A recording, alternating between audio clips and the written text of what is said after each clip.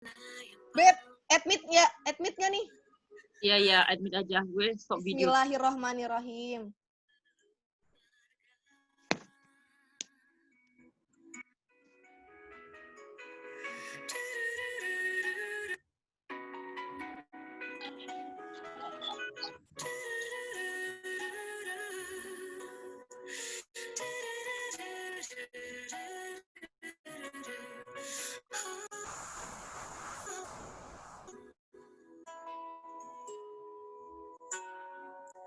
Harta yang paling berharga adalah keluarga. Istana yang paling indah adalah keluarga. Puisi yang paling bermakna. Assalamualaikum warahmatullahi wabarakatuh. Selamat siang teman-teman semua. Selamat datang di acara webinar yang diadakan oleh Insan Sejiwa yang berkolaborasi dengan Center.id dengan judul How to Deal with Family Conflicts. Ya, di sini selamat datang teman-teman semua. Selamat siang. Kita masih sambil menunggu teman-teman yang lain join ya, teman-teman. Masih menunggu teman-teman yang lain.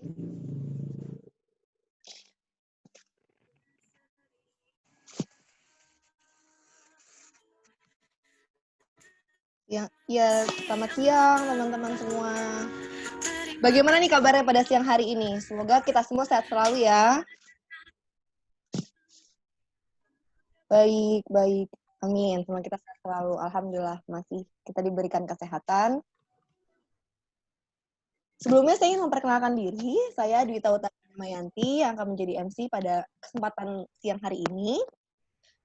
Dan saya juga perwakilan dari Insan.Sejiwa. Sebelumnya mungkin teman-teman di sini ada yang sudah mengetahui tentang Insan Sejiwa. Insan.Sejiwa ini apa? Karena kita sebelumnya sudah mengadakan webinar pertama kita yang berjudul Online Dating Are You Sure? Dan ini adalah webinar kita yang kedua yang berkolaborasi dengan Center.id. Saya akan menjelaskan sedikit tentang Insan.id. Insan.id adalah Insan Sejiwa adalah sebuah platform. Kita ada di Instagram.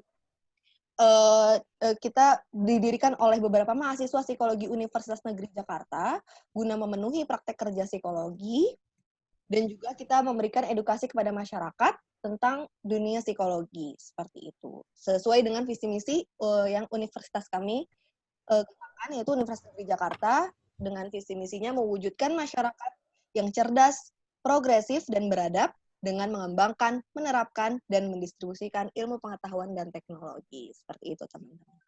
Ya, selamat datang untuk teman-teman semua yang baru bergabung. Ini boleh kita tahu, kita sambil sharing-sharing aja ya, teman-teman. Di sini kita diskusinya dua arah, interaktif. Jadi, teman-teman bisa menjawab melalui chat, kolom chat yang sudah disediakan di Zoom Group Chat. Jadi, boleh jika nanti ada moderator atau speaker atau pembicaranya nanti menanyakan suatu hal, teman-teman boleh meresponnya melalui chat gitu, atau memberikan reaction yang ada di kolom bawah. Ada di sini ada pilihan reaction seperti tepuk tangan atau tanda thumbs up gitu.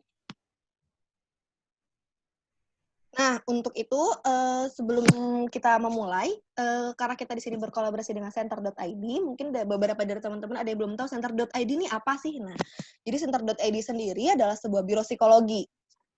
Untuk lebih lanjutnya, kita akan terhubung dengan perwakilan dari Center.id. Ya, kepada Kak Dea, perwakilan dari Center.id, boleh dinyalakan mic dan kameranya. Oke, halo. Halo, Selamat siang teman-teman semuanya. Saya Dea, perwakilan dari Center.id, ingin menjelaskan sedikit mengenai Center.id itu sebenarnya apa sih. Jadi Center.id adalah biro psikologi yang menyediakan beberapa layanan psikologi, seperti, boleh di next? Ya, jadi Center.id itu menyediakan layanan konsultasi dan psikotes. Untuk konsultasi sendiri itu terdiri dari dua, ada konsultasi online dan konsultasi tatap muka. Nah, kalau konsultasi online ini bisa melalui beberapa seperti via chat, via call, dan via video call.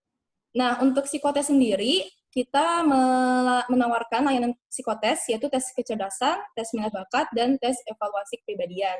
Untuk psikotes sendiri baru tersedia di beberapa kota saja ya teman-teman, seperti Bandung, Bogor, Palu, dan Lampung.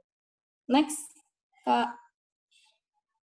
Nah, Center.id memiliki 13 psikolog yang tersebar di 10 kota, seperti Bandung, Bogor, Jakarta, Semarang, Yogyakarta, Surabaya, Malang, Palu, Samarinda, dan Lampung. Nah, psikolog-psikolog Center.id ini memiliki bidang fokus masing-masing ya teman-teman, seperti psikolog klinis, klinis anak, dan industri dan organisasi. Next, Kak. Nah, untuk bagi teman-teman yang ingin lebih lanjut mengetahui informasi lebih lanjut mengenai layanan-layanan Center.id, bisa menghubungi admin via WA di nomor tertera 0815 100 957 80. Nah, untuk di web kami, centerid.weebly.com, dan di Instagram kami, @center.id, kami sering men-share beberapa konten psikologi, seputar psikologi. Untuk di Instagram sendiri, bahkan kami sering mengadakan psikoedukasi seperti live Instagram bersama psikolog-psikolog Center.id. Sekiranya itu saja teman-teman, sedikit penjelasan mengenai Center.id. Saya kembalikan lagi ke Kakak MC. Terima kasih, Kak Dama.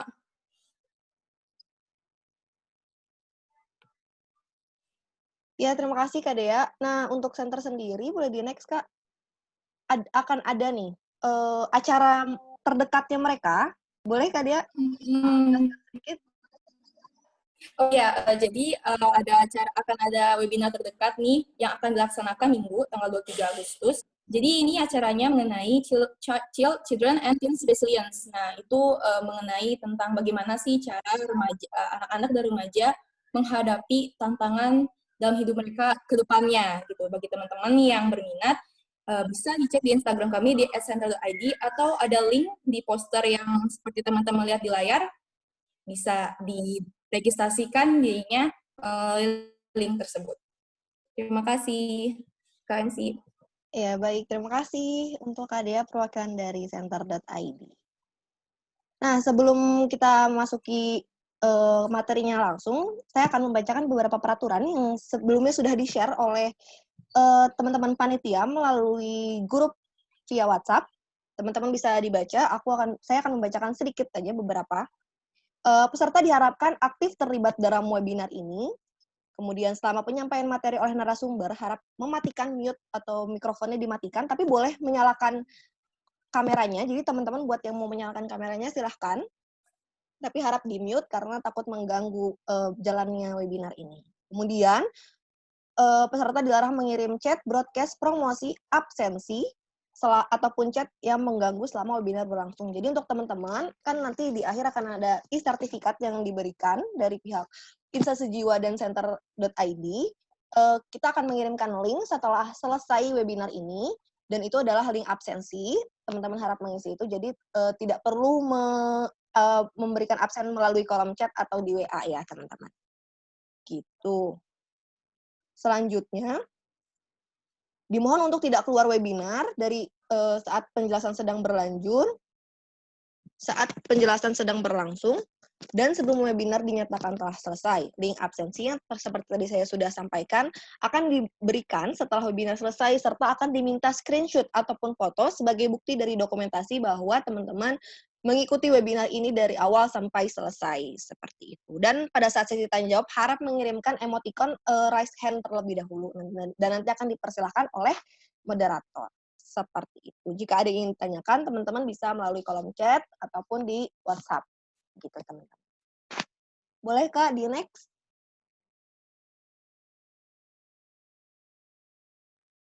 Oke, langsung saja. Kita pada siang hari ini nih ada moderator yang keren banget dan juga pembicara yang kece banget, luar biasa, seorang psikolog, dan ini aku akan memperkenalkan di sini.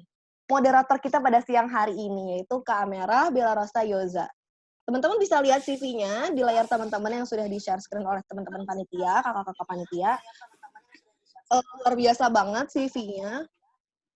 Kakak Amera Bella Rosa yang bisa dipanggil Kak Bella ini sekarang sedang menempuh pendidikan di Universitas Negeri Jakarta, jurusan psikologi, Kemudian ada beberapa experience, salah satunya Kakak Bella ini adalah Team Leader of Customer Relation di ISEC Universitas Negeri Jakarta, dan masih banyak lagi, teman-teman bisa baca sendiri karena banyak banget, dan skillnya nih keren banget nih. Jadi mungkin buat teman-teman yang ingin belajar bahasa Inggris bisa hubungi Kak Bella nih dengan skor TOEFL aja 587.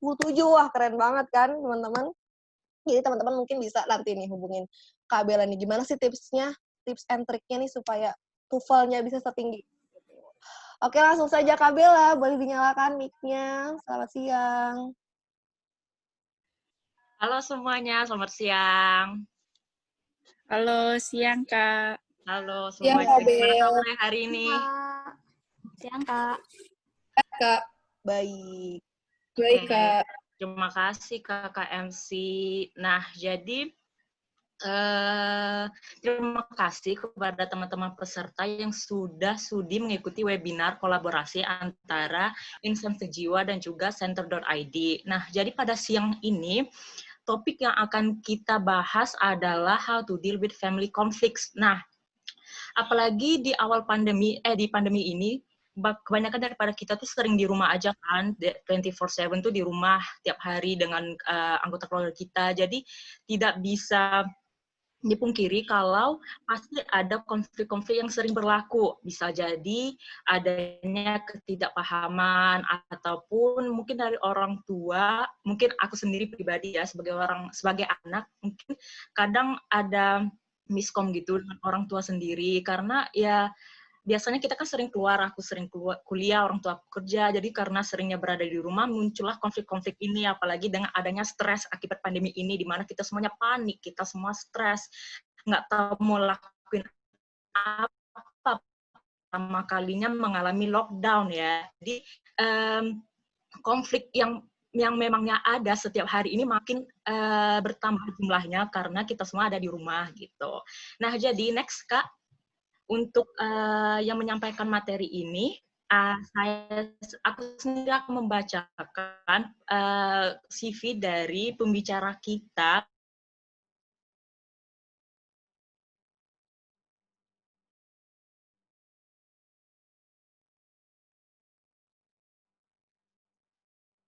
Halo Kak Bella, apakah takutnya ada gangguan jaringan sepertinya?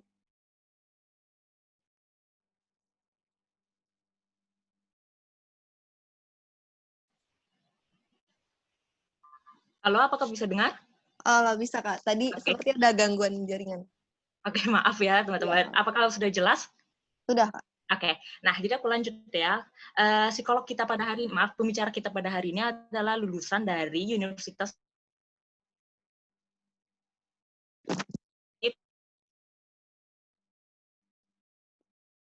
Beliau pernah mengikuti workshop.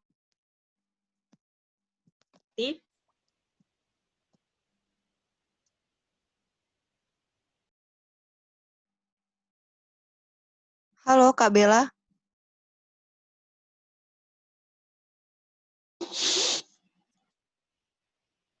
Halo?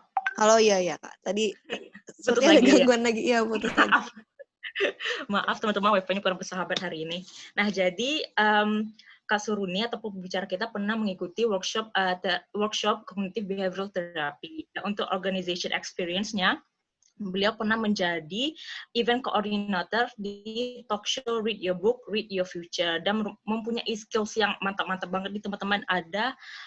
Beliau bisa mengadministrasi scoring and interpreted several psychological tests. Nah, jadi seperti yang teman-teman tahu, salah satu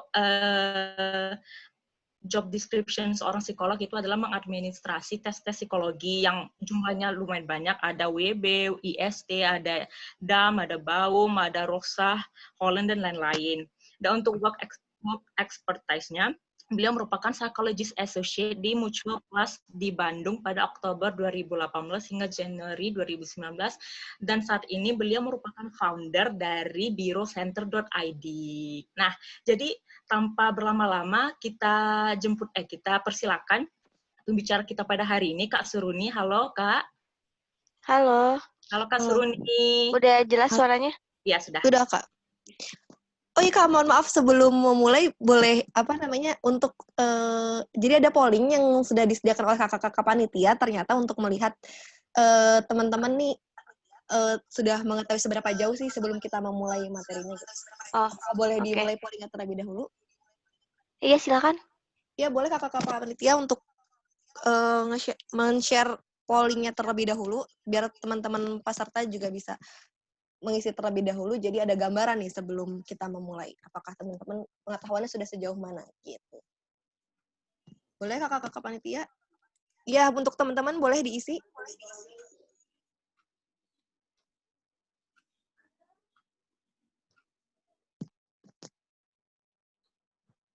Ya, di sini ada 3 pertanyaan.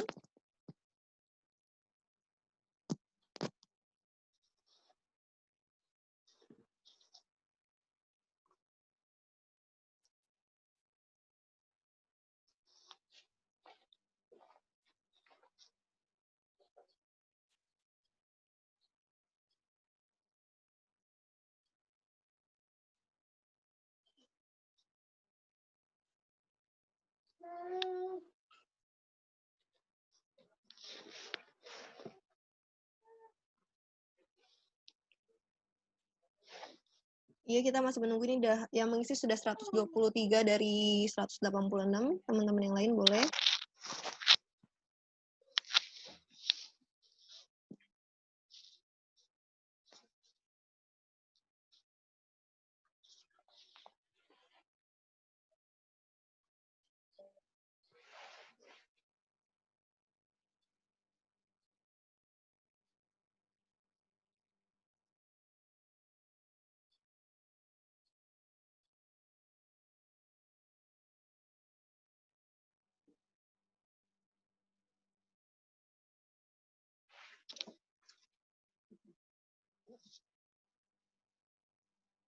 Oke, ini udah 145 dari 190 peserta yang mengisi. Boleh teman-teman yang lain yang belum mengisi, boleh mengisi polling yang sudah disediakan oleh kakak-kakak panitia.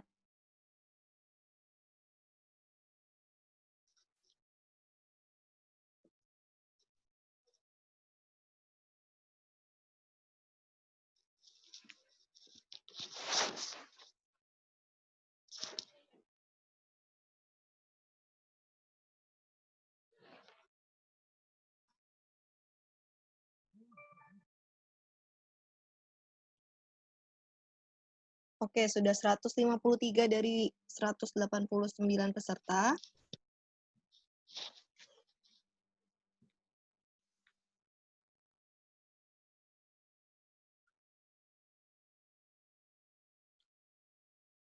Oke, sudah 20 detik lagi. Kita akan berikan waktu 20 detik lagi untuk teman-teman mengisi polling yang sudah disediakan oleh panitia. Untuk teman-teman yang belum mengisi, dimohon untuk segera mengisi. Baik. 3, 2, 1. Oke, baik. Terima kasih teman-teman. Kakak-kakak panitia boleh di-end polling-nya. Iya, di situ. Oke, terima kasih untuk teman-teman yang sudah mengisi polling. Selanjutnya, saya serahkan lagi kepada pembicara kita, Kak Seruni. Silahkan. Oke, selamat siang semuanya. Nah, kan tadi udah dibikin polling ya sama tim panitia. Pertanyaan, apa sih sebenarnya arti keluarga itu? Coba dong, saya pengen dengar 1 atau 2 orang lah yang menyampaikan secara lisan. Mungkin bisa dinyalain aja mic-nya buat nanti yang mau menyampaikan ya. Apa sih sebenarnya pengertian keluarga yang teman-teman ketahui? Boleh langsung atau boleh raise hand dulu? Atau di chat juga boleh untuk mempersingkat waktu. Keluarga, rumah, terus ada lagi pengertian lain nggak? Kebahagiaan. Apa lagi? Tempat berlindung. Kita tunggu 2 jawaban terakhir ya. Orang terdekat. Satu jawaban lagi ini apa? Tempat kita pulang, oke. Cukup beragam ya si jawaban-jawaban dari teman-teman gitu. Nah, sekarang saya mau tanya yang pertanyaan kedua. Surga neraka, Kak. Wah, kenapa nih? Ntar kita coba mungkin di akhir kalau mau ada pertanyaan ya. Oke, pertanyaan yang kedua, menurut teman-teman, keluarga yang baik itu seperti apa sih?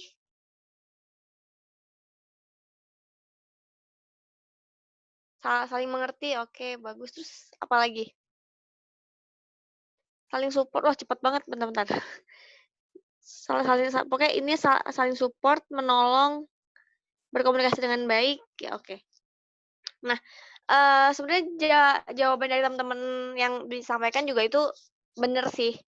Nanti, tapi mungkin di materinya kita akan jelaskan lebih dalam apa itu keluarga dan apa itu konflik dalam keluarga, itu yang jadi tema besar kita hari ini kan, dan gimana cara untuk menyelesaikannya.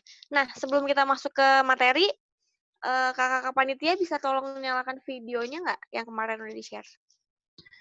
Iya, bisa Kak, sebentar ya. Iya, silahkan.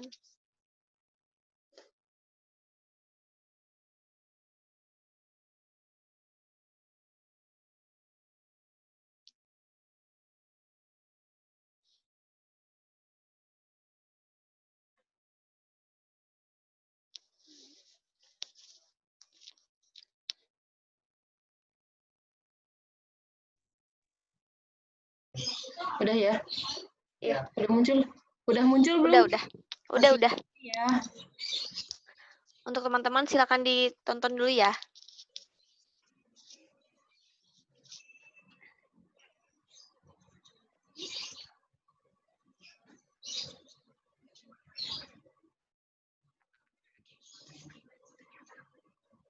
Kok suaranya nggak kedengeran ya? Nggak kedengeran, Kak. Suara videonya nggak muncul. Oh, tadi muncul sih. Atau coba dinaikin volumenya biar full, Kak. Bentar ya.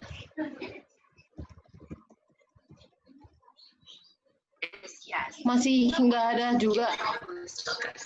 Udah. Udah ada? Udah. Oke. Tapi pelan sekali memang.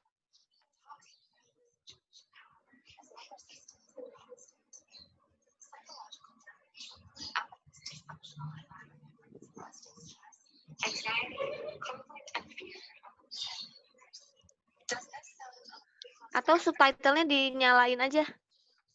Tuh.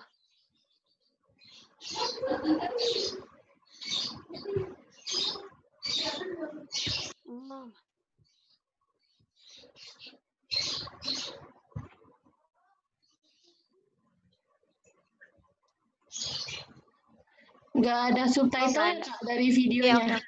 Oke.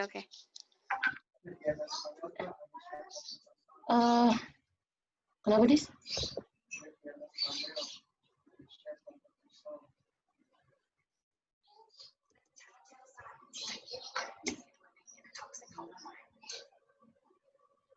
Lihat di mana?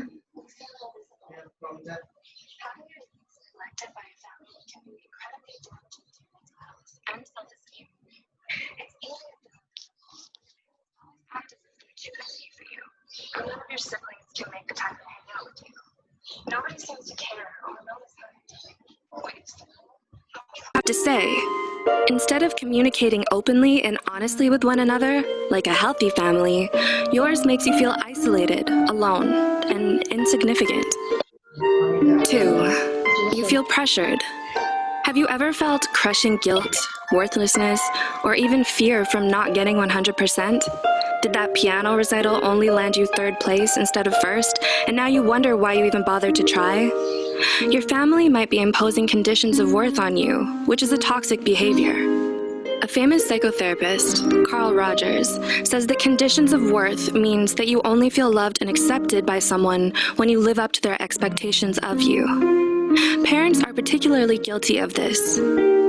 While they may initially believe they're doing it for your own good, they then escalate, setting unrealistically high standards for you, with constant criticism for every perceived tiny mistake. This is toxic.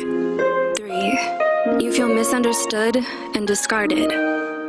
Maybe you've tried to talk to them, or give what you feel are obvious signs regarding what you're going through. Yet, no one in your family seems to understand you, or even care to. Your feelings are dismissed, and nothing you're going through is deemed important. Even though you're crying out for help, you're not supportive. Even though you're struggling, they remain unsympathetic and indifferent. 4. You feel like your worth depends on what you can give, not who you are. Are your family members only nice to you when they want something from you? Do you know that when they act caring, they're going to ask for something afterwards? Saying yes to these questions is a definite red flag, courtesy of a toxic family. Relatives who act this way will often manipulate you, exploiting you for their own gain. You're nothing more to them than a means to an end, so they'll continually take without ever giving back. Even worse, giving in to their demands creates a positive feedback loop, encouraging them to take advantage of you even more. 5. You feel forced to be around them. Another sign of a toxic family is if you feel suffocated simply by being around them. You come home and spend time with them only because you feel you have no choice. If you try to make your own life easy, they'll make you feel guilty, even ashamed for abandoning them, painting you as the villain. You feel so helplessly trapped in their vicious cycle of negativity that you may resort to lying just so you can get a breather. But getting that little break results in a significant feeling of relief. 6. They play power politics chess, and you're the pawn. Power politics is defined as the struggle for power through deceitful and manipulative tactics. This is common for divorced parents who use their children as leverage against their ex-spouse, or those in an unhappy marriage who constantly fight at home. Although the toxic behavior isn't usually directed at the children, it can still be emotionally traumatizing for them, as it creates a disruptive, chaotic, and unstable growing up environment. 7. You feel constantly unhappy being around them. I know we have our occasional bad days. Days when being around anyone, even your family, is difficult. That's fine. That happens, and it's not unhealthy. In a toxic familial situation, this feeling is fairly constant. In fact, you might say it's the norm with how you feel being around your family. They drag you down into their overwhelming and persistent negativity. They are constantly whining and moaning about the unfairness of life. Even when good things happen, they find a way to make it a bad thing. Since they can never let themselves be happy or content, you can't either. If you're not just as unhappy, they may resent you for it. This toxicity can build over time, like layered rot, until the point where the bad stuff is so unbearable, you have to leave for self-preservation. Living with a toxic family puts your mental health at constant risk. Moving away from your family does not necessarily reverse the damaging effects. You could be haunted for a long time, with some psychological scars that might never heal without proper treatment. So, if you are struggling to cut these people out of your life and create healthy boundaries for yourself, this is not wrong. In fact, this is healthy. You don't have to suffer in silence, and you're not alone. Reach out to a mental health care professional or social worker to get the help you need to protect yourself from any future emotional damage. The first step to recovery is simply recognizing the signs. Do any of these signs resonate with you? Do you know someone who may be in or was in one of these situations? We hope we've helped you understand the world around you a little better. Please like, share, and subscribe, and let us know what you'd like to see next. Thanks for watching. Bisa balik lagi ke slide-nya nggak?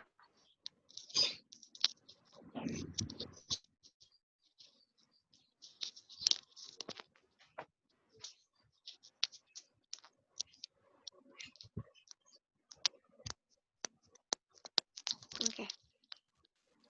Nah, mungkin teman-teman tadi udah sempat nonton ya tentang itu videonya bercerita tentang toxic family sih untuk bisa identifikasi apakah keluarga kita itu toksik atau tidak gitu. Nah, sekarang kita baru mau masuk ke materi sesungguhnya nih. Sebenarnya apa sih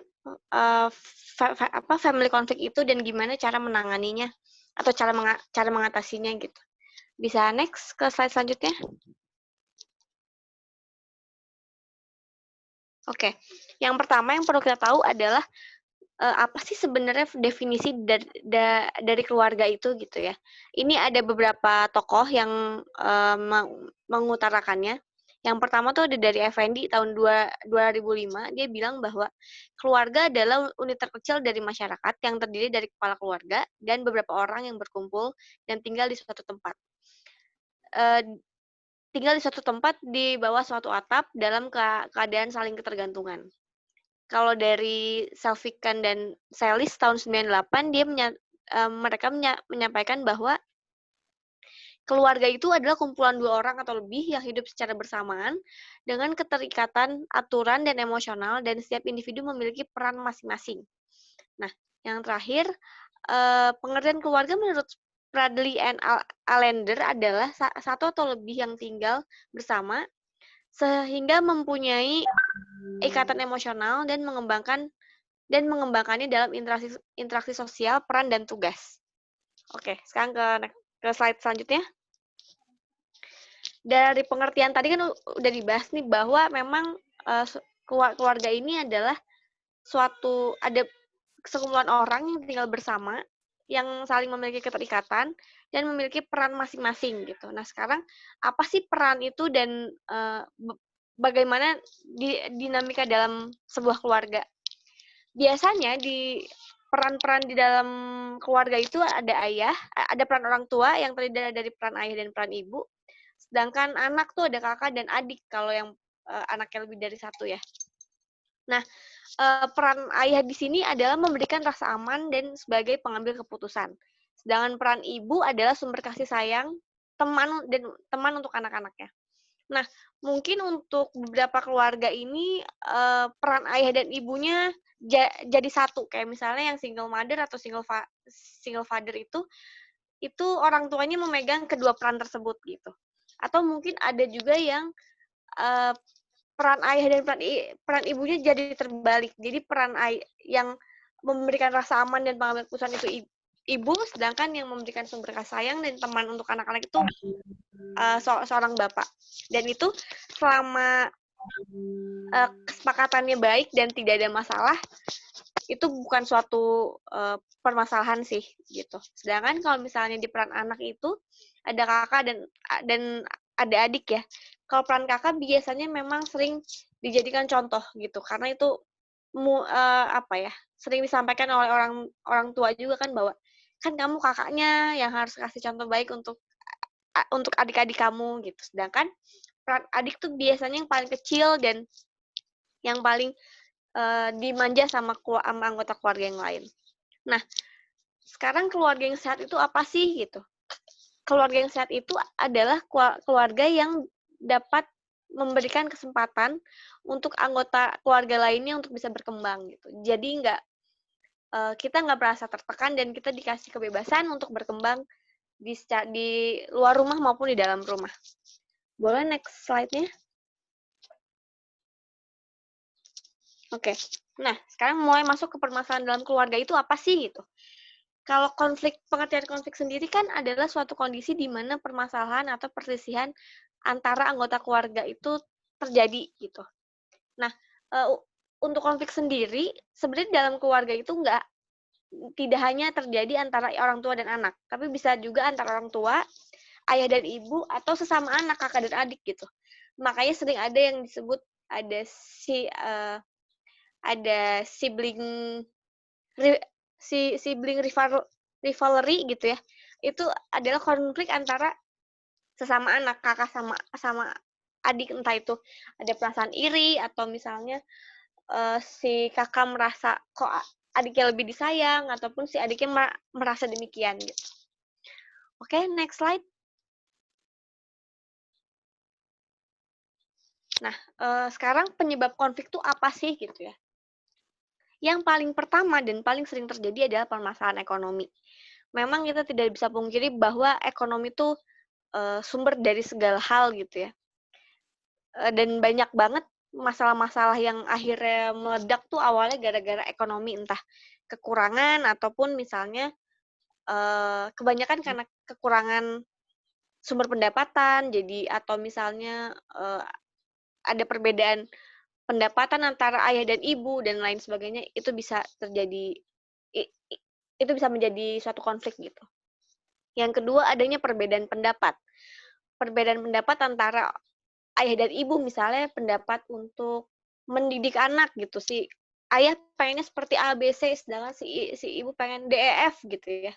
Nah, perbedaan-perbedaan itu pun akhirnya bisa jadi konflik kalau tidak terselesaikan. Lalu kurangnya komunikasi. Nah, ini juga sebenarnya jadi sumber masalah ketika sebenarnya hal itu bukan suatu hal yang besar, tapi karena tidak dapat dikomunikasikan dengan baik, akhirnya jadi tidak saling mengerti dan jadi konflik gitu. Yang selanjutnya juga itu masih hubungan yang tadi ya, yang kurang memahami sesama anggota keluarga ini biasanya terjadi karena kurangnya atau komunikasi yang berjalan tidak efektif, tidak baik sehingga saling tidak dapat memahami gitu. Dan yang terakhir adalah perbedaan nilai antara anggota keluarga. Ini juga yang biasanya jadi dasar perbedaan pendapat itu muncul gitu.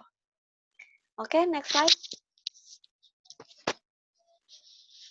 Nah, sekarang cara mengatasinya gimana sih gitu ya? Kan tadi kita ada konflik nih.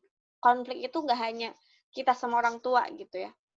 Atau yang toksik tuh sebenarnya bukan cuma orang tua, bisa kakak kita, bisa adik kita, bisa misalnya kalau serumahnya sama banyak orang, sama nenek, sama kakek, sama om, sama tante, itu juga biasanya lebih, konflik yang terjadi lebih complicated gitu dibanding hanya keluarga inti, ayah, ibu, dan anak gitu ya. Nah, sekarang gimana sih cara mengatasinya? Karena kita tahu bahwa konflik tuh pasti ada, permasalahan tuh pasti ada kan. Nah, yang pertama adalah saling menghargai dan menyayangi antar keluarga. Yang kedua itu komunikasi positif.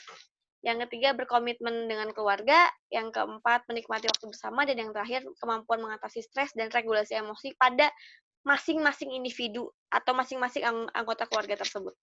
Nanti kita akan bahas satu-satu nih biar lebih enak. Ya silakan Kak di slide selanjutnya. Nah ini kita bahas satu-satu ya. Saling menghargai dan menyayangi. Yang pertama itu yang namanya keluarga itu perlu untuk saling menjaga dan menyayangi. Jadi menyayangi itu tidak hanya tidak hanya ungkapan bahwa ibu sayang kamu atau kakak sayang ibu misalnya gitu, atau kakak sayang adik, tapi lebih ke perilaku sih gitu. Kayak misalnya misalnya kalau ke ibu tiba-tiba kita ngasih bunga di Mother's Day gitu misalnya, atau kita punya adik, kita jajanin dia cemilan, es krim, coklat gitu. Atau misalnya untuk suami istri bikin quality time bersama, entah itu makan berdua atau apa. Jadi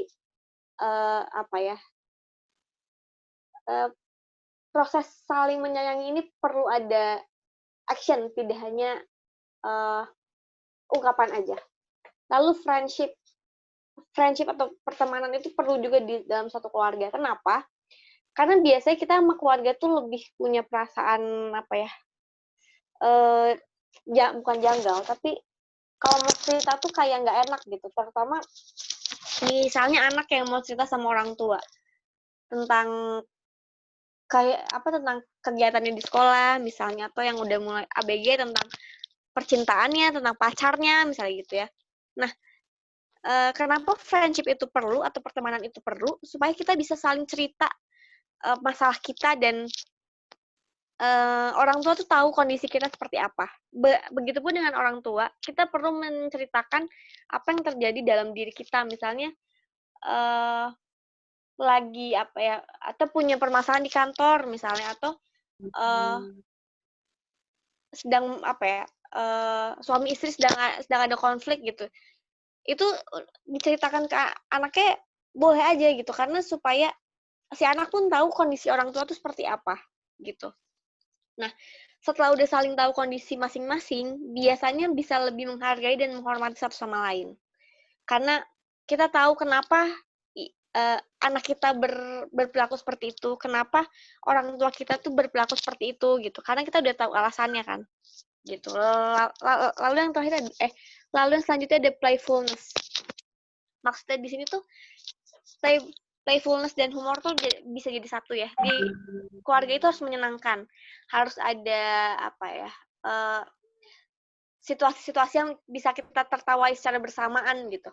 Entah misalnya bisa nonton acara sule bareng misalnya gitu ya, atau jalan-jalan keluar terus ngelihat apa sesuatu yang lucu kita ketawain bareng gitu. Nah, itu juga perlu ditanamkan di keluarga supaya lebih erat antara satu anggota dan anggota yang lain. Oke, next slide.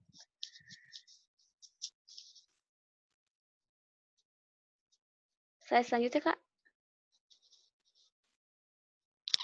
Oke. Nah, selanjutnya komunikasi yang positif. Kita setuju bahwa komunikasi itu biasanya jadi sumber masalah atau jadi satu-satunya cara untuk menyelesaikan masalah tersebut gitu ya. Di keluarga itu penting banget adanya komunikasi yang positif. Komunikasi positif itu ada apa aja sih gitu ya. Yang pertama adalah saling memberikan pujian. Mungkin untuk beberapa keluarga atau untuk beberapa orang memberikan pujian itu sangat sulit gitu. Harus punya suatu prestasi yang wah dulu, yang spektakuler dulu terus baru dapat pujian gitu ya. Sebenarnya saling memberikan pujian ini bisa dari hal paling kecil deh, kayak misalnya anaknya yang biasanya nggak pernah bangun pagi tiba-tiba bangun pagi gitu. Ya mungkin sebagai orang tua bisa kakak pinter ya jam segini udah bangun misalnya gitu, atau anaknya ke orang tua yang biasanya ngelihat mamahnya nggak pernah dandan gitu terus tiba-tiba dandan gitu terus bilang mama cantik sekali gitu. Itu perlu disampaikan gitu sekali dua kali. Lalu yang selanjutnya terbuka mengenai perasaan masing-masing. Ini yang udah saya singgung tadi bahwa biasanya sama orang tua tuh ada perasaan kayak ngeganjel gitu ketika mau bilang, "Mah saya sedih, mah saya lagi ada masalah nih sama si A. Saya baru putus nih," gitu. Kayak kagok gitu istilahnya, padahal dengan saling tahu perasaan masing-masing tuh jadi bakal lebih bisa yang tadi saya sebutin, bisa lebih menghargai dan lebih bisa memberikan ruang ke sesama anggota gitu. Kan kadang kita kalau lagi sedih mungkin pengennya sendiri aja gitu ya. Tapi kan kalau misalnya kita nggak sampaikan ke orang tua nggak bakal tahu. Terus ngeliat kita diem aja di kamar, malah diomelin misalnya gitu kan. Padahal mungkin kalau misalnya kita sampaikan, iya mah aku baru putus nih misalnya, atau misalnya aku sedih nih kemarin aku nggak bisa kerjain ujian gitu. Nah, dengan tahu alasan itu kan mungkin orang tua bisa lebih bisa ngerti gitu. Oke deh, kamu mau ngapain aja di kamar silakan gitu. Dan itu tuh jelas-jelas akan meminimalisir konflik yang mungkin terjadi. Lalu yang terakhir, hindari komunikasi yang menyalahkan. Nah, ini kayak misalnya gini. Misalnya kamu nilainya jelek deh gitu ya. Misalnya kita dapat nilai ujian nggak terlalu bagus gitu. Terus orang tua kita bilang, "Kamu sih main terus," misalnya gitu ya.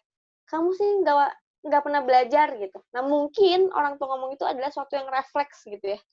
Yang mungkin mereka pun ngomong gitu tanpa berpikir dulu gitu. Tapi sebisa mungkin hal itu kita mulai kurangi deh gitu. Kalau misalnya kayak kita juga misalnya gini, misalnya kalau anak tuh nyalain orang tua, ya mama sih soalnya ngemaksain aku buat masuk jurusan ini kan aku udah bilang kalau aku nggak mau. Nah itu tuh coba dikurangin, karena ya siapa sih yang seneng denger disalahin gitu ya. Siapa yang seneng denger kamu sih salah gitu kan, siapapun juga pasti nggak suka gitu. Dan dengan kita menghindari kata-kata seperti itu tuh kita bisa bisa mengurangi konflik tadi gitu. Mungkin bisa diganti ya kan, emang kalau misalnya gini, kita disalahin karena nggak belajar gitu ya, terus nilainya jelek, kita bisa bilang, iya mama tahu kalau mata kuliah itu susah, tapi kan kamu bisa pasti, coba nanti malah coba nanti lain kali kalau belajar bikin timetable gitu. Jadi ngomong ke anaknya lebih enak gitu.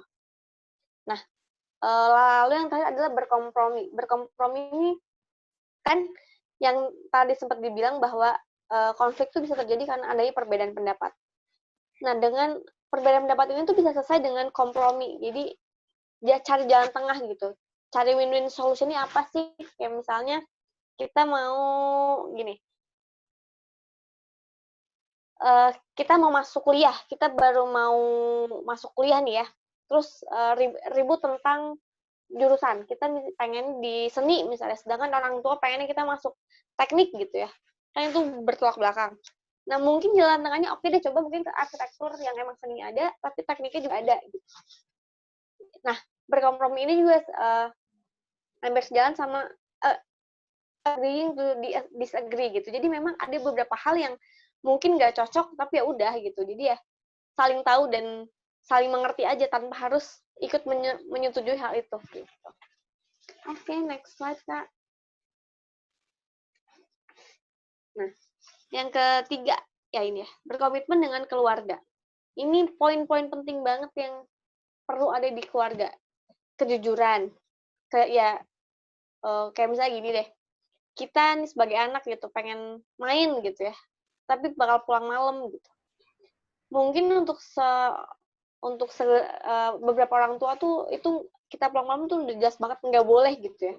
Terus saking anaknya pengen main pulang malam tapi takut dimarahin, kita bilangnya kita belajar kelompok mah sampai malam gitu. Padahal misalnya main ke mall gitu ya. Nah, ada baiknya hal ini dikurangi gitu, dengan bilang aja jujur bahwa kan aku jarang main mah, ini cuma sekali-kali doang loh, karena ada acara misalnya nonton konser boyband Korea nih yang lagi hits apa ya, Big Bang misalnya gitu, dan aku dapat tiket gratis nih mah, boleh ya gitu. Itu kan lebih enak daripada kita bohong-bohong bilangnya mau kerja kelompok terus akhirnya ketahuan nonton konser. Itu bisa jadi permasalahan yang besar gitu. Lalu yang keduanya adalah kepercayaan. Nah, kepercayaan juga perlu ini untuk orang tua pada anaknya terutama. Kita harus memang kadang orang tua tuh banyak khawatir, itu hal yang wajar gitu, karena apalagi mungkin seorang ayah ya atau seorang bapak tuh yang tadi perannya untuk memberikan rasa aman, menjaga anak-anaknya gitu ya. Untuk ngasih kepercayaan anak tuh susah banget gitu, tapi dengan adanya kepercayaan, anak pun akan lebih mudah jujur sama orang tua gitu.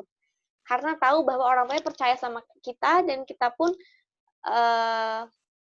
biasanya lebih segan untuk melanggar kepercayaan itu gitu.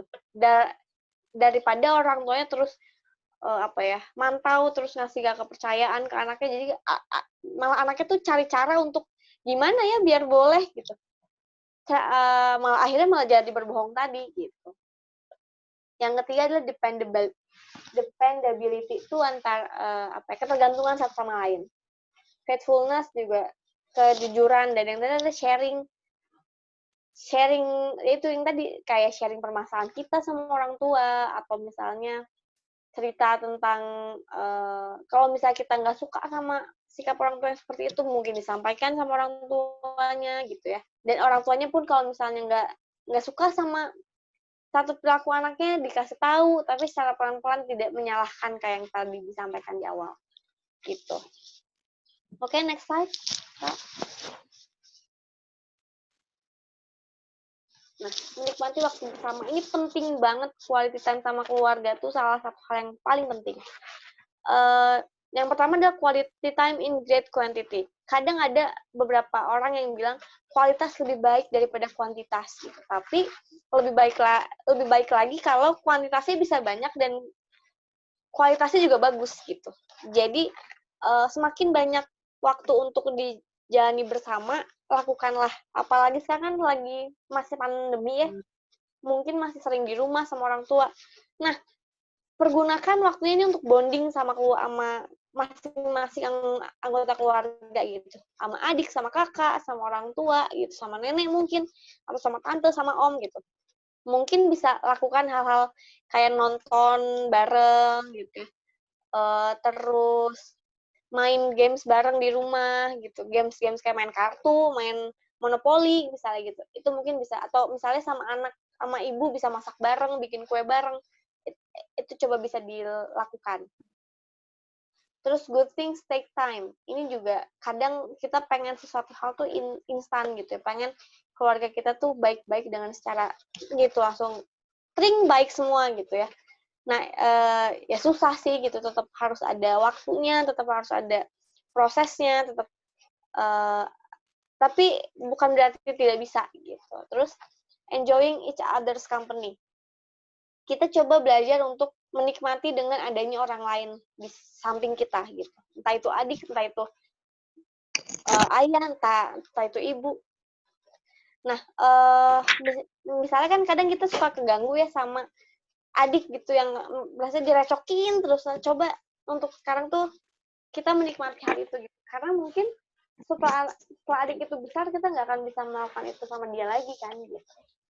Terus simple good time dan sharing fun time. Ini yaitu jadi ya lakukan hal-hal yang menyenangkan untuk kalian lakukan bersama keluarga gitu. Bisa misalnya apa ya? Misalnya keluarganya seneng, papanya seneng main catur gitu kan, bisa main catur bareng.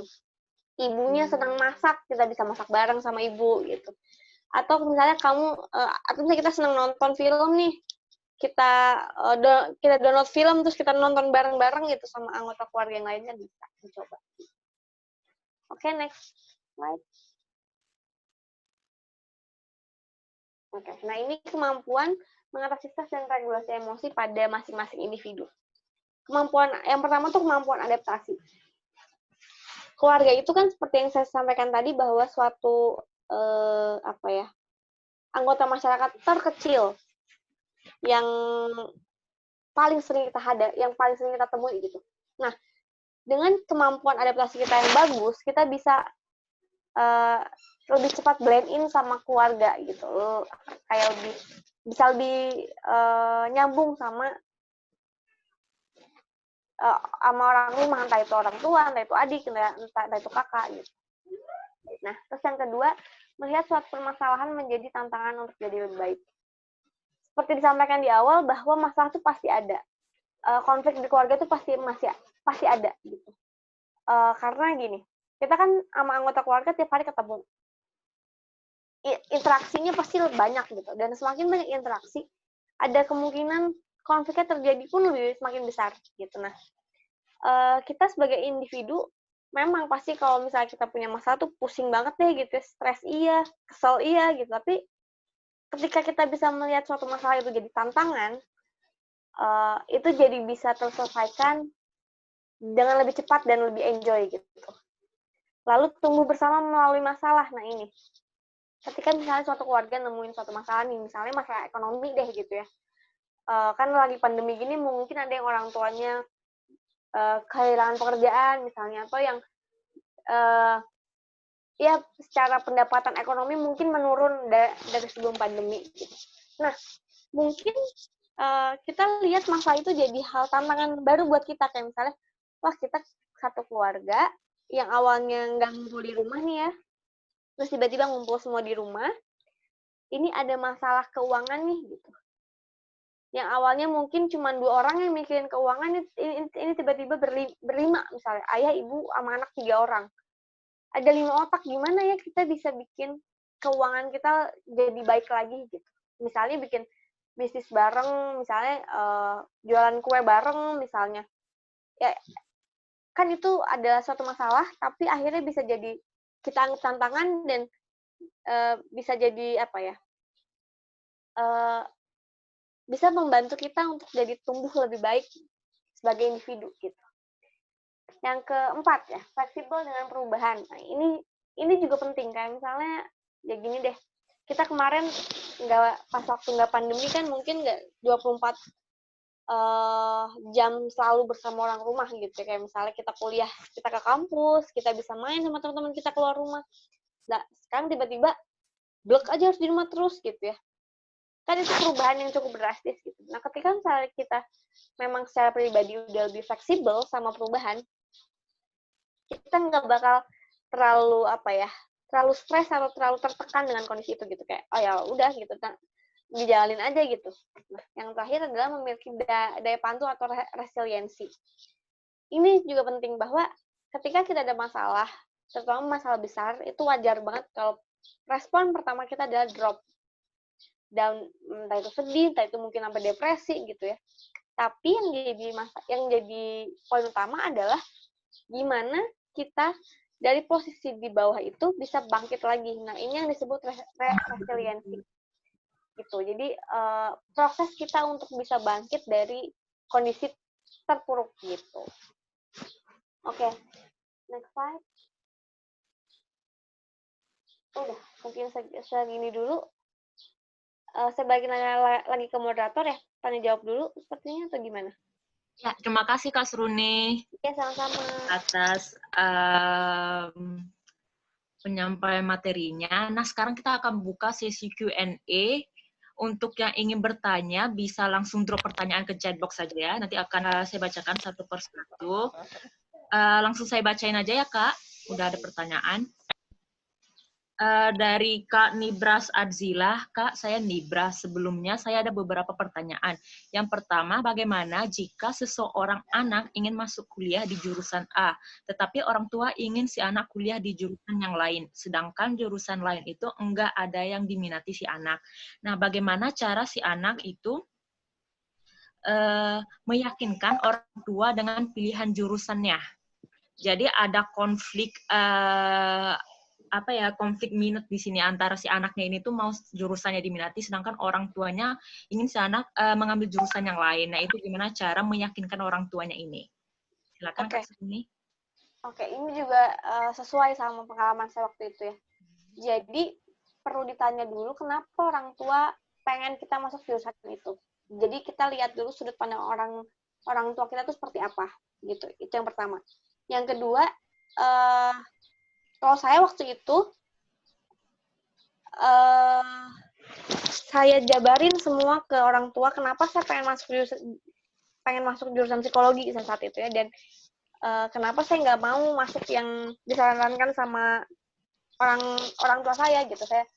Saya jabarin semuanya, dan akhirnya lama-lama orang tua setuju, dan ya udah deh sok aja gitu untuk masuk psikologi.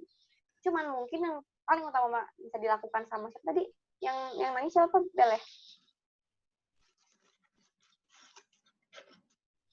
Yang nangis siapa tadi? Yang tadi maaf Kak, Kak Nibras. Oh, itu. Mungkin yang bisa Nibras lakukan pertama adalah tanya kenapa orang tua Nibras pengen Nibras masuk jurusan itu gitu. Jadi Nibras bisa lihat sudut pandang mereka. Nah, setelah mereka menyampaikan, sekarang giliran Nibras yang menyampaikan kenapa Nibras pengen masuk jurusan A gitu. Jadi nanti kan satu sama lain udah tahu nih sudut pandangnya gitu. Nah, nanti mungkin bisa cari jalan tengahnya, misalnya ke jurusan lain yang bukan yang bisa yang bisa menyeimbangkan sudut pandang Nibras dan orang tua. Atau akhirnya orang tua Nibras pun bisa setuju untuk Nibras masuk ke jurusan yang Nibras pengen. Itu sih. Udah mungkin? Gimana? Kak Nibras? Udah cukup?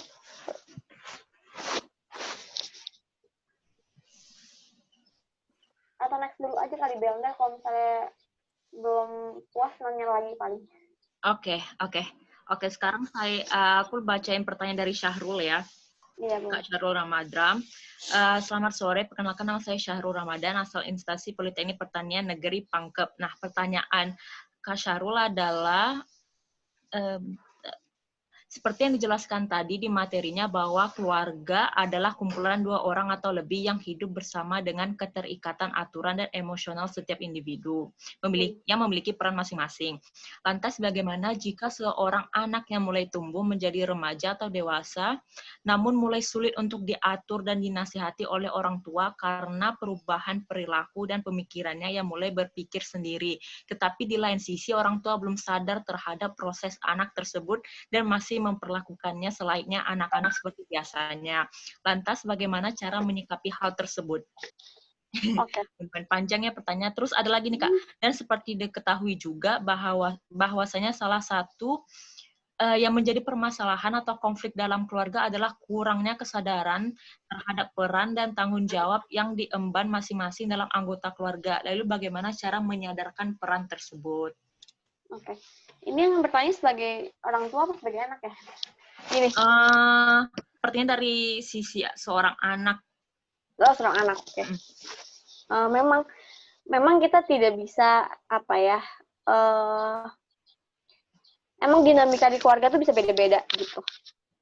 Nah, pertama mungkin pertanyaannya yang tadi gimana caranya orang tua nggak ngatur-ngatur anak terus gitu, padahal anak udah banyak dewasa gitu. Nah, mungkin itu bisa disampaikan ke orang tua gitu. Jadi ketika anak udah lebih dewasa tuh biasanya bisa lebih ngobrol sama orang tua gitu.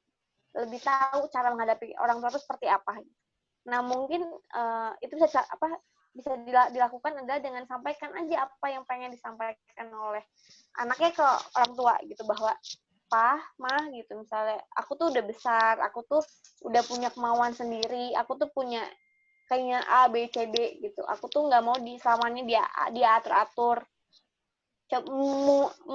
Mungkin Mama dan Papa bisa kasih aku sedikit kepercayaan, misalnya bisa kasih aku kebebasan sedikit gitu. Nah, itu pertama. Yang kedua, kita juga sebagai anak perlu memegang kepercayaan itu gitu. Ketika misalnya orang tua udah percaya sama kita untuk kita bisa hidup secara semi mandiri lah ya, udah nggak terlalu diatur-atur, udah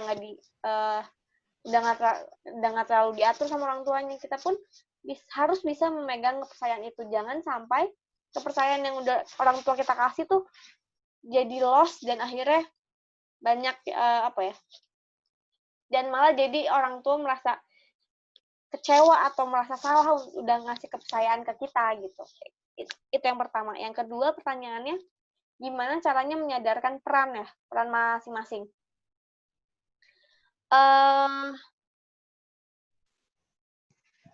Untuk menyadarkan peran masing-masing, terutama ke orang tua, itu memang akan agak sulit, terutama mungkin untuk orang tua yang tidak terbiasa untuk mendengarkan orang lain, apalagi yang usianya di bawah mereka gitu. Misalnya anaknya ngasih tahu gitu ya, kan mama tuh sebagai ibu harusnya A, B, C, D gitu, itu kayaknya bakal sulit masuk gitu buat orang tuanya juga. Mungkin bisa minta bantuan pihak lain, entah misalnya ikutan, kalau misalnya masalahnya sudah besar banget gitu ya, udah sangat mengganggu gitu, mungkin bisa ikut family therapy gitu. Jadi ada pihak lain yang memang punya kapasitas atau punya kapasitas untuk menyampaikan itu ke orang tua gitu. Dan orang tua biasanya mungkin akan lebih mau dengar dibandingkan anaknya yang ngomong gitu. Kan kalau misalnya ke family therapy nih ada psikolognya, biar psikolognya yang ngasih tahu nih, Pak, Bapak tuh harusnya sebagai seorang bapak tuh gini gitu. Misalnya kan peran seorang ayah tuh ini gitu. Mungkin itu akan lebih masuk ketika disampaikan oleh orang yang berpengalaman atau yang punya kapasitas untuk menyampaikan itu. Gitu. Kak Syahrul yang nanya gitu. Ada lagi yang... Terima kasih banyak atas jawabannya. Ya, makasih Kak Syahrul. Oke, sekarang lanjut ke pertanyaan ketiga dari Kak Nabila. Bentar, Kak. Pertanyaannya...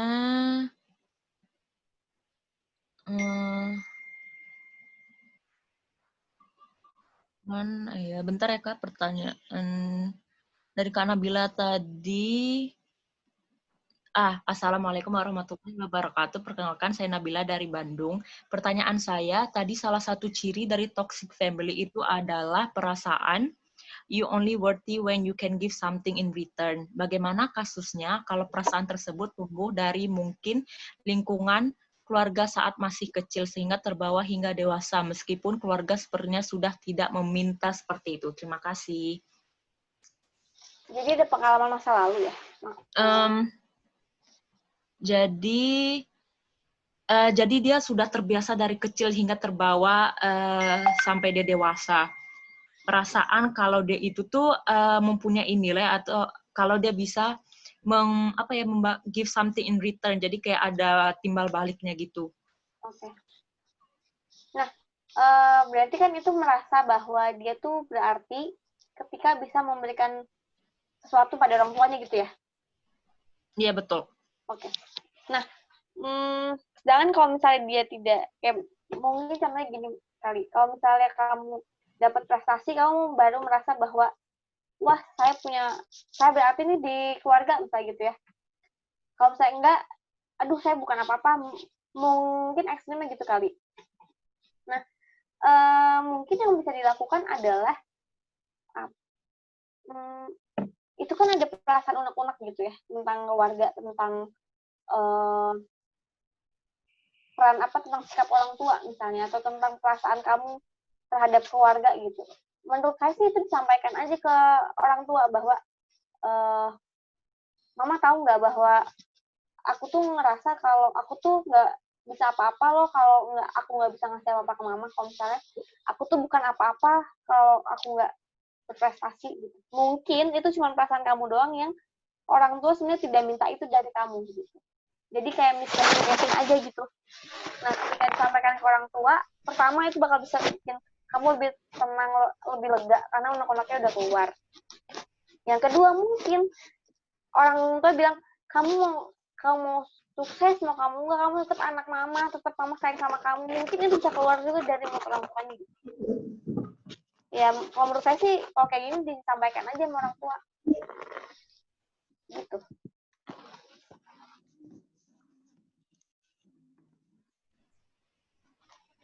Gimana, Kak Nabila? Apakah sudah terjawab pertanyaannya? Bel, aku izin minum dulu ya. Oh ya, silakan Kak. Sambil dibacain aja pertanyaan selanjutnya. Iya, wah pertanyaannya banyak banget ya. Sebentar. Yang masih di raise hand di sini tuh ada dari Kak Aris. Bentar ya, aku nyari pertanyaan dulu dari Kak Aris. Oh ini tadi. Ingin bertanya ya Kak, saya Aris Akbar dari Jogja. Pertanyaan pertama, Kak, bagaimana sikap kita jika melihat orang tua kita bertengkar di depan kita? Terus Kakak mau langsung jawab dulu atau aku bacain pertanyaan seterusnya? Kayaknya langsung jawab aja. Ayo, langsung jawab saya. Oke. Yang pertama, bertengkar seperti apa? Kalau misalnya udah main fisik, itu mungkin kita sebagai anak perlu untuk melerai ya. Terutama kalau misalnya Aris mungkin udah lebih besar gitu, udah SMA atau udah kuliah. Dan laki-laki kalau misalnya sampai orang tuanya bertengkar secara fisik, itu mungkin bisa dilerai.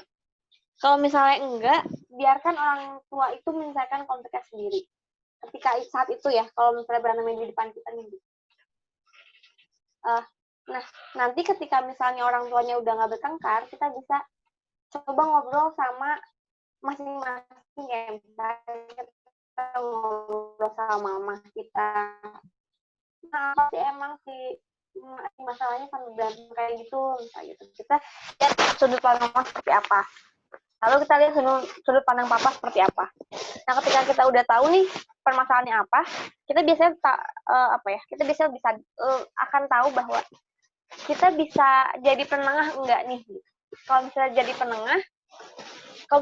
penengah, kita bisa langsung bantu mereka selesaikan misalnya pertama.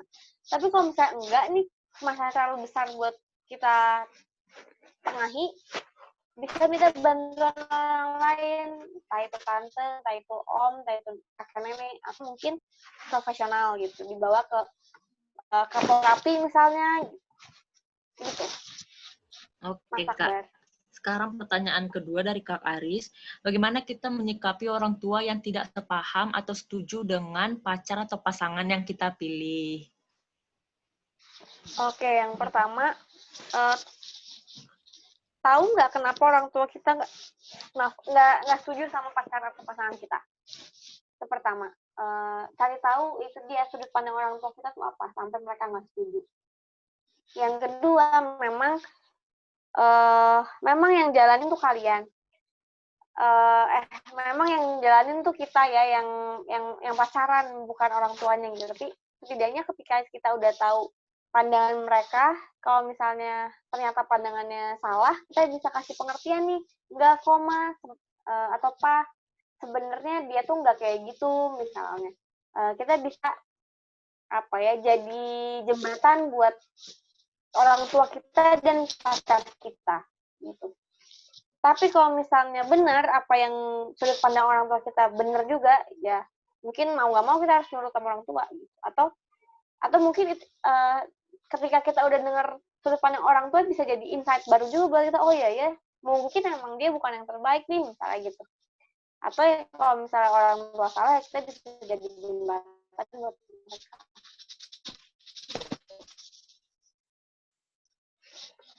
Oke, terus pertanyaan terakhir, di mana batas kepatuhan terhadap orang tua ya Kak? Harusnya dikehendaki orang tua? Kalau kepercayaan saya sih ya ini, selama itu tidak dalam bentuk kriminalitas dan tidak merugikan siapapun, nggak apa-apa diikuti. Tapi kalau misalnya udah masuk kriminalitas atau udah ada yang dirugikan, ya kita nggak perlu ikutin. Itu sih batasannya. Oke. Terima kasih Kak. Gimana Kak Aris? Apakah sudah terjawab pertanyaannya? Untuk Kak Aris mungkin bisa di-open mic-nya.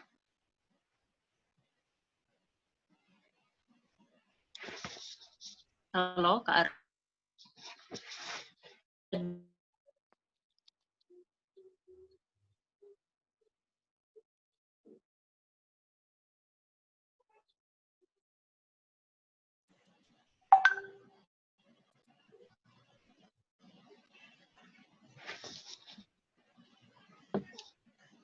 Ya, udah. Terima kasih banyak ya, Kak. Oke. Sama-sama. Semoga membantu ya. Seterusnya, karena banyak banget nih pertanyaan, mungkin yang ingin bertanya bisa langsung open mic aja ya, biasa langsung tanya ke kakak pembicara kita. Ya, biar lebih terjawab juga mungkin dari aku sendiri mungkin ada kurang ngerti dari pertanyaannya ataupun miskom. Jadi kalau yang mau bertanya bisa langsung open mic aja, disilakan.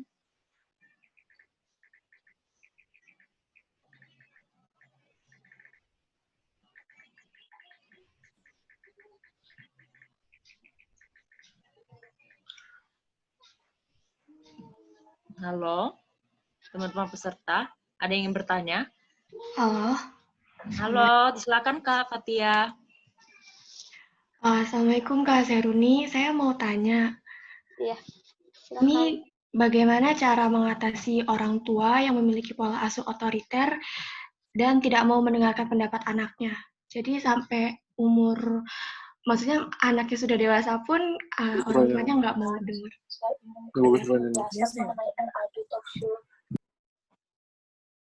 Oh ya, gimana?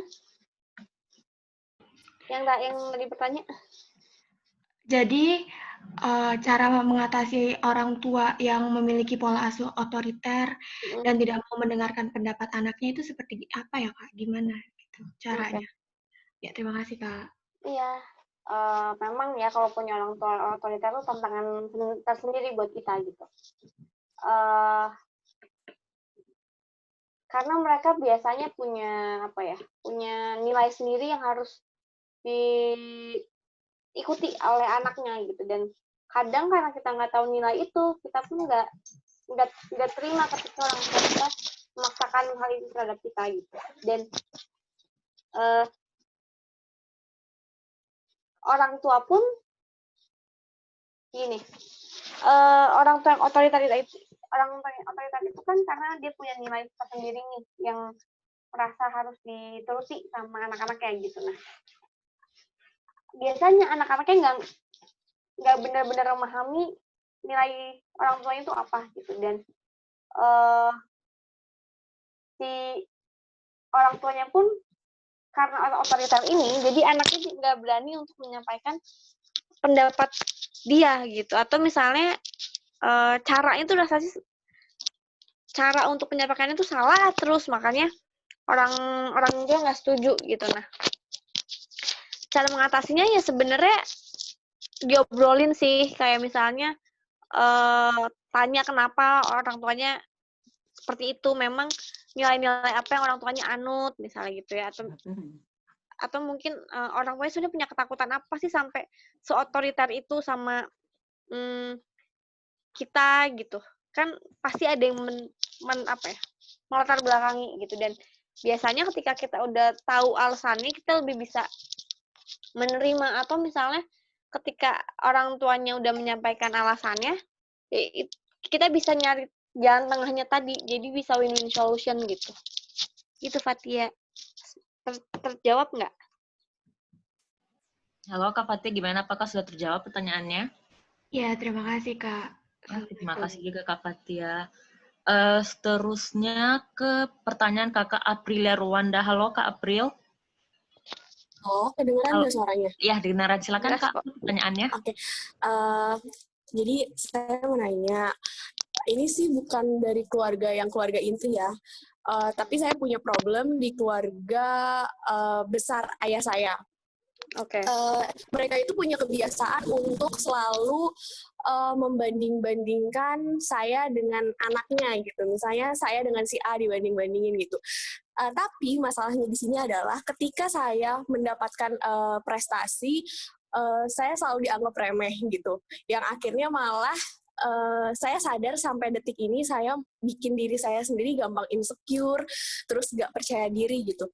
Kira-kira gimana ya cara untuk supaya bisa menghadapi orang-orang yang seperti itu di lingkungan saya, karena saya pun sendiri tinggal sama mereka itu satu rumah gitu, satu atap, yang setiap hari harus ngedengar hal-hal yang gak enak juga gitu. Ketika saya akhirnya mulai mendapatkan prestasi besar, mereka nggak akan pernah muji saya atau nggak akan pernah nyinggung masalah pencapaian saya. Tapi ketika saya jatuh, masalah kecil aja dijadikan masalah besar, seolah-olah itu bencana gitu di dalam suatu keluarga itu gitu loh. Sedangkan kalau ke anak-anak yang lain, mereka hanya hal sepele aja, mereka bisa diapresiasi dengan luar biasa, ibaratnya bisa sampai pesta 7 hari 7 malam kali ya, karena prestasi-prestasi kayak gitu aja gitu. Kira-kira gimana ya untuk agar sayanya aja sih supaya lebih bisa tahan dengan keluarga besar dari ayah saya. Terima kasih. Oke. Makasih pertanyaannya Aprilia. Gimana caranya biar bisa menghadapi, ya nggak usah didengerin gitu. Memang orang toksik tuh ada gitu. Orang yang ganggu kehidupan kita, yang ganggu mental kita tuh pasti ada. Ya itu caranya gimana kita bisa kita milih-milih aja gitu, mana yang mau kita dengar, mana yang enggak gitu. Nah, ketika mungkin caranya yang paling bisa dilakukan adalah kenali diri Aprilia sendiri gitu. Jadi dengan tahu prestasi yang, dengan lebih kenal sama diri sendiri, tahu kelebihan diri sendiri, tahu prestasi yang udah kita dapatkan itu gitu. Biasanya kita lebih bisa menghargai diri sendiri sih, gitu. Ya, tips dari saya sih nggak usah dengerin. Jadi kalau misalnya mereka mulai ngoceh, ya udah ketawain aja, tapi ya udah gitu. Gitu. Real. Oke, makasih banyak ya. Cuman sempat juga, saya tuh sempat loh yang sampai akhirnya pernah di satu titik kelas 3 SD nyaksiin sendiri ibu saya tuh hampir bunuh diri karena memang keluarga ayah saya yang toksik ini gitu. Jadi bikin sedikit membekas juga gitu. Kayak udah kebentuk mentalnya. Thank you, makasih banyak. Iya, sama-sama. Nah, mungkin tambahan, kalau misalnya kira-kira bisa keluar dari lingkungan yang toksik, itu keluar aja, nggak apa-apa. Gitu, karena itu kalau misalnya udah sampai hampir mau bunuh diri kan udah sangat-sangat terganggu gitu ya. Keluar aja, kalau misalnya memungkinkan untuk keluar, silahkan keluar. Kalau misalnya enggak, ya mungkin ajak ngobrol mamah lah gitu. Jadi kalau misalnya mungkin kalau April sendiri bisa kuat, tapi kan orang tua April belum tentu, ya coba diajak ngobrol aja biar sama-sama kuat. Gitu, April. Oke, makasih banyak. Makasih Kak April.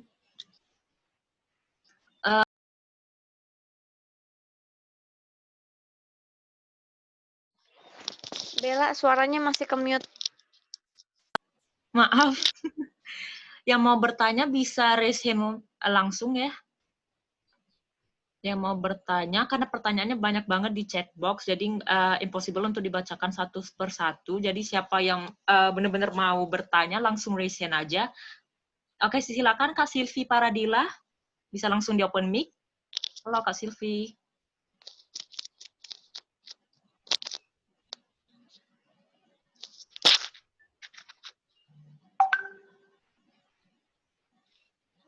Halo Kak Silvi.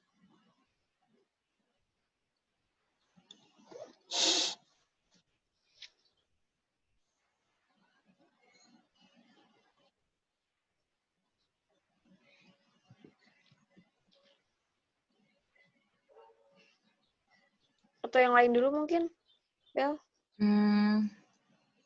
Siapa lagi mau bertanya? Ada lagi yang mau bertanya? Bisa langsung raise hand aja.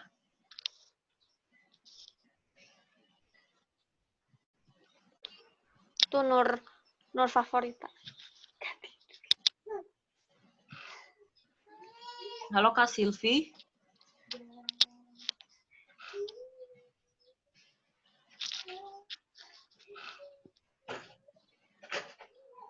Mic-nya bermasalah. Oh, maaf Kak, mic saya bermasalah. Oh iya. Yang lain aja. Oke. Atau mungkin Kak Silvi bisa drop pertanyaannya mungkin. Itu tadi Nur Favorita udah raise hand. Mau bertanya nggak coba? Bentar, mana Nur Favorita? Bener kan namanya itu ya? Di chat box ya, Kak? Iya. Oh enggak, kalau aku lihat raise hand-nya yang dari partisipan sini, Kak, bukan yang di chat box. Oh, oke, maaf. Iya. Ada lagi yang mau bertanya? Selain Kak Silvi. Oh Kak, ini ada yang dari komentar box yang terakhirnya ada dari Fikri. Mungkin tadi juga udah sempat nyalain kamera. Oh. Dari Pangkep. Oke, dari Kak Fikri ya. Coba ya. Sebentar. Kak Fikri. Oke, Assalamualaikum, saya Fikri dari Pangkep. Izin bertanya, Kak. Banyak orang bilang bahwa kebanyakan anak selalu durhaka sama orang tua.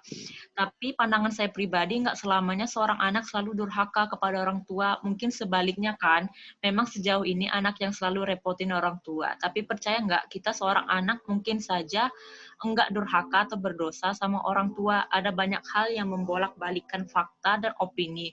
Begitu juga dengan siklus peradaban di lingkungan rumah. Menurut Kakak bagaimana pandangan saya?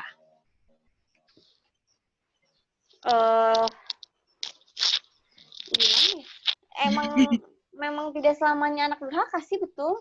Dan memang terkadang ada orang tua yang toksik tuh ada, kita nggak bisa tutup mata ya. Ada orang tua yang menyebalkan tuh ada gitu.